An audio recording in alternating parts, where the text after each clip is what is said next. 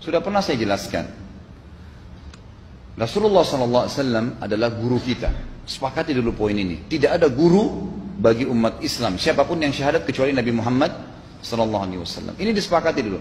Semua dai dan ulama adalah pewaris beliau. Artinya harus mewariskan ilmu yang beliau ajarkan. Apa yang diajarkan itu yang disampaikan ke umat. Yang tidak diajarkan mereka larang agar dikerjakan. Kan begitu mestinya.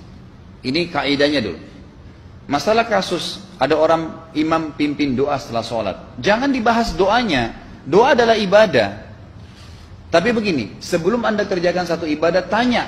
Saya mau ziarah kubur. Jangan ziarah kubur sebelum anda tanya. Bagaimana Rasulullah SAW ziarah kubur. Agar jangan anda buat-buat ziarah kubur itu. Adanya orang taruh kembang di kuburan, siram air, buat batu nisan, pasang lampu, baca zikir-zikir di sana. Karena dia mau ziarah kubur semaunya sendiri. Tidak bisa. Anda muslim, punya kiai, punya Rasulullah SAW. Suri toladan kita. Uswatun hasanah. Tanya Rasulullah ziarah kubur bagaimana. Rasulullah SAW dalam hadis Bukhari menziarahi kubur Baqi. Datang, memberikan salam, mendoakan mereka, pulang. Nggak ada lagi yang lain. Nggak pernah Nabi SAW bawa kembang, siram kuburan karena sudah kering. Padahal Madinah panas 50 derajat, pecah-pecah tanahnya. Ada istilah di Indonesia kalau tanahnya pecah, kesini lagi diazab di bawah, kasih air, kasih kembang biar wangi, biar ditaruh kembang yang paling mahal. Kalau dia ahli maksiat tetap disiksa di bawah gitu kan. Jadi nggak bisa itu patokannya. Mau sholat, jangan pernah sholat dulu. Tanya Rasulullah sholat bagaimana, belajar 5 menit bisa. Oh rukunya begini, sujudnya begini, sama. Baru Allah terima. Tujuan Nabi SAW diutus untuk apa? Untuk dicontohi, diciplak hidupnya. Cara makannya, cara tidurnya, berpakaian, bahkan cara jalannya saja. Para sahabat contohnya, Nabi jalan begini. Bukankah ada hadis yang mengatakan sahabat berkata Rasulullah SAW kalau jalan seperti orang turun dari bukit. Mereka sampai membahasakan itu. Rasulullah pernah keluar kepada kami menyisir rambutnya dengan rapi ke arah sebelah kanan belakang. Ditunjukkan, gitu kan? Rasulullah SAW menyukai ini. Rasulullah SAW memakan dengan cara begini. Diajarkan kepada kita semua agar kita contohin. Yang jadi masalah bagi kita ini, kita selalu mau buat apa-apa yang tidak diperintahkan oleh Nabi SAW. Selalu alasannya baik. Sekarang kasus berdoa setelah sholat. Doa adalah ibadah, nggak ada masalah doa. Tapi kalau kita mau ikat antara sebuah ibadah dengan ibadah yang lain, tanya dulu. Rasulullah pernah ikat nggak? Pernah pertemukan nggak? Ziarah kubur dengan baca Quran. Ziarah kubur ibadah. Baca Quran ibadah. Pernah nggak Nabi baca Quran di kuburan? Itu tanya. Nggak ada riwayat Nabi SAW pernah baca Al-Fatihah untuk orang mati atau baca di ayat Al-Quran. Datangkan dalilnya coba. Nggak ada satu hadis pun menjelaskan masalah itu. Lalu kenapa anda buat? Oh karena saya mau buat ibadah. Baik ibadah yang Nabi ajarin. Salam doain. Selesai. Jangan lebih daripada itu. Masa anda lebih pintar dari Nabi Muhammad SAW? Habis sholat, memang paket yang Nabi tawarkan, yang beliau selalu kerjakan adalah zikir. Setelah sholat, dengan zikir sholat yang sudah masyhur, istighfar, kemudian baca Allahumma antas salam, sampai membaca ayat kursi, al-ikhlas, al-falaq, an-nas, baca subhanallah, alhamdulillah, Allah akbar 33 kali, sampai terakhir baca, digenapkan la ilaha illallah wahdahu la syarika. Selesai itu semua hadis Nabi SAW menjelaskan setelah sholat, Rasulullah SAW langsung berdiri. Memang beliau tidak pernah berdoa habis sholat 5 waktu itu. Memang begitu. Bukan doanya yang jadi masalah, bukan. Karena Rasulullah tidak kerjakan, jadi kita tidak kerjakan. Saya tekankan dalam pengajian saya, kalau anda punya hajat berdoa, berdoalah setelah sholat ba'diyah. Insya Allah aman. Karena sudah lepas dari paket yang Nabi tentukan. Selama Rasulullah SAW sudah mencontohkan dan memerintahkan sebuah perbuatan, ditentukan tempatnya, jumlahnya, waktunya, jangan pernah dilanggar. Habis sholat bacalah subhanallah 33, alhamdulillah 33, Allah akbar 33. Jangan anda bilang saya bisa baca 100. Loh, Rasulullah suruh 33 kok. Ditentukan, jangan lebih pintar. Nanti setelah sholat, jangan ikutkan dengan paket rangkaian sholat ini. Di luar waktu sholat anda membaca 100, silahkan. Karena nggak ada penekanan di situ. Kalau ada penekanan waktu, tempat, dan jumlah, jangan dibantah. Anda pengikut Rasulullah atau bukan gitu kan? Harus jadi jelas. Yang membuat umat ini di Indonesia juga jadi masalah sekarang karena mau buat sendiri. Semaunya sendiri. Kenapa akhi, kenapa Pak Kiai, kenapa Habib, kenapa Ustadz, kenapa buat ini? Bukankah Rasulullah tidak mencontohkan? Oh nggak apa-apa, ini kan baik. Loh, kalau semua orang berkata seperti anda, apa yang tertinggal dari agama kita? Kira-kira apa lagi yang tertinggal? Nggak ada kemurnian agama karena semua orang mau buat semaunya. Gitu kan? Semaunya sendiri. Pindah rumah, baca berzanji. Apa itu berarti sejarah Nabi? Kenapa baca berzanji saudaraku? Rasulullah untuk pindah rumah pernah baca-baca gitu nggak? Nggak pernah. Kenapa dibuat? Anda muslim bukan? Muslim, ya saya harus ikuti. Kalau tidak akan terus ini mengakar nih. Anda buat satu bid'ah sekarang, bid'ah itu lawannya sunnah. Anak Anda akan buat 10 bid'ah, cucunya akan buat 100 bid'ah, akan banyak bid'ah merakar di masyarakat, dan agama akan ditinggalkan. Kemurnian sunnah akan hilang, gitu kan? Ini bahaya. Ingat, Nabi SAW mengatakan kepada kita dengan hadis yang sangat jelas.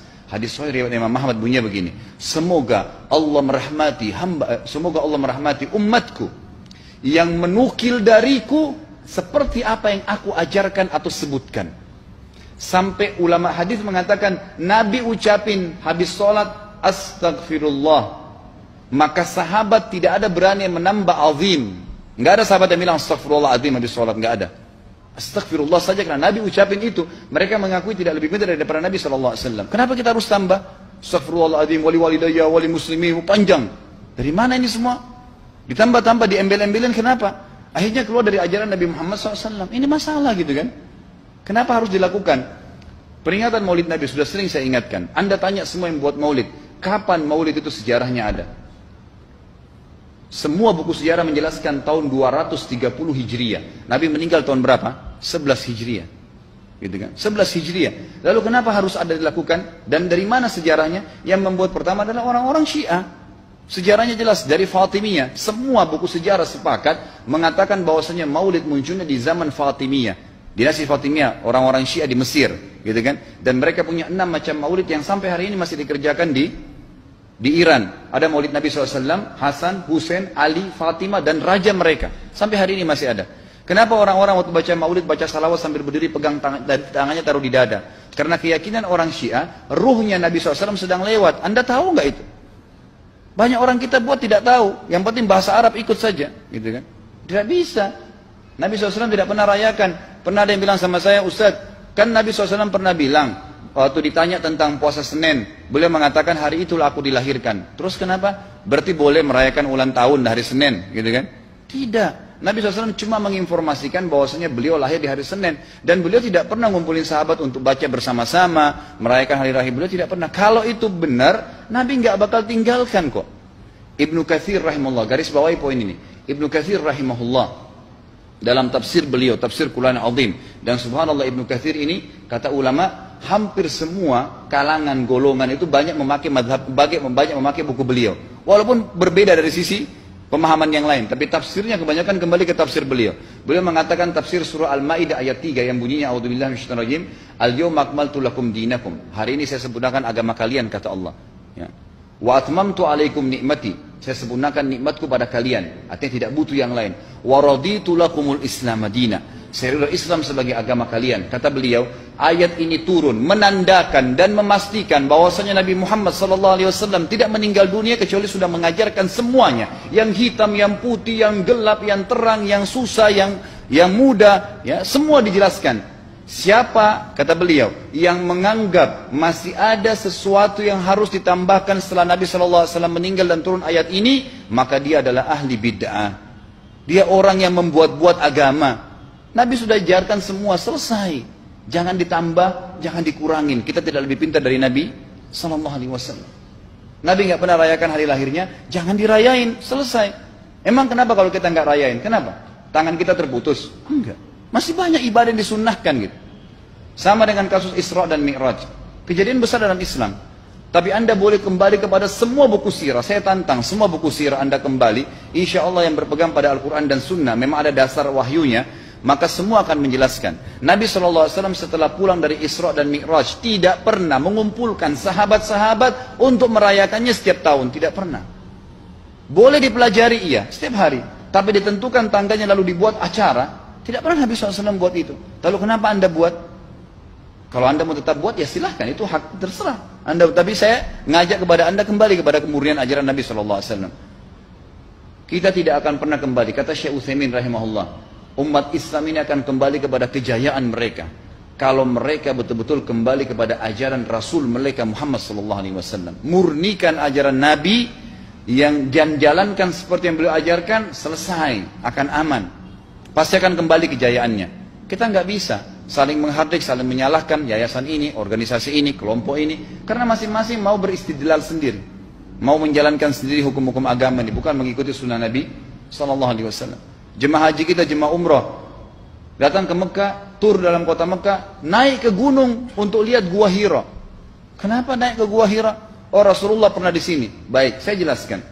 Nabi Muhammad SAW ke Gua Hira sebelum turunnya wahyu. Dan beliau terakhir sekali di Gua Hira pada saat menerima Iqra bismi rabbikal ladzi khalaq. Itu saja. Setelah kejadian itu, beliau turun dari Gua Hira. Dari waktu itu sampai meninggal, Nabi SAW tidak pernah ke Gua Hira lagi dan tidak pernah suruh sahabatnya ke Gua Hira. Kenapa anda ke Gua Hira? Sampai naik 3 jam ada yang jatuh mati. Karena jahil, tidak tahu pemahaman agamanya. Tidak bisa begitu. Cukup dikenang iya. Kecuali Nabi SAW suruh, datangilah Gua Hira. Ya silahkan. Gitu kan? Kalau enggak, kan begitu. Masalah Isra Mi'raj, saudaraku, kejadian besar. Ambil ibrahnya, yang penting ilmunya. Oh, salat 5 waktu, kejadiannya pernah gini. Ada kebesaran Allah, ambil pelajarannya iya. Yang Nabi tidak contohin, maka jangan dikerjakan. Hanya itu saja. Zikir bersama, di sini ditanyakan juga zikir bersama. Nabi SAW disebutkan dalam hadis Bukhari, kalau berzikir habis sholat, beliau membaca zikir tertentu, sahabat baca zikir tertentu, sahabat baca zikir tertentu. Jadi Nabi SAW tidak pernah paksain. Enggak pernah Nabi misalnya baca ayat kursi, harus semua sahabatnya ikut ayat kursi, enggak. Nabi SAW baca ayat kursi, si fulan baca al-ikhlas, si fulan baca subhanallah, masing-masing. Dan ingat, Allah SWT mengatakan apa? Tentang masalah zikir dan doa ini. Ya. Dikatakan, ya, kita harus berdoa kepada Allah, ya, wadunal jahri minal qawli bil gudui wal asal, wala takum minal ghafilin. Berdoalah kalian, berzikirlah kalian dengan doa kalian, dunal jahr minal qaul, tidak dengan teriak-teriak. Allah berfirman dunal jahr, tidak teriak-teriak, ya. Dan janganlah kalian menjadi orang-orang yang lalai. Makanya pernah ada sahabat, waktu Nabi SAW berkata begini, dalam hadis Bukhari juga, waktu pulang dari salah satu perjalanan, kalau kalian sedang menukik, kuda unta lagi menukik, bertakbirlah, bilang Allahu Akbar. Kalau kalian sedang turun, menuruni sebuah lembah, bertasbihlah, bilang subhanallah. Ada satu sahabat badui, orang dari padang pasir, semangat dia jalankan sunnah Nabi. Waktu kudanya lagi naik, Allahu Akbar, dengan suara keras dia teriak.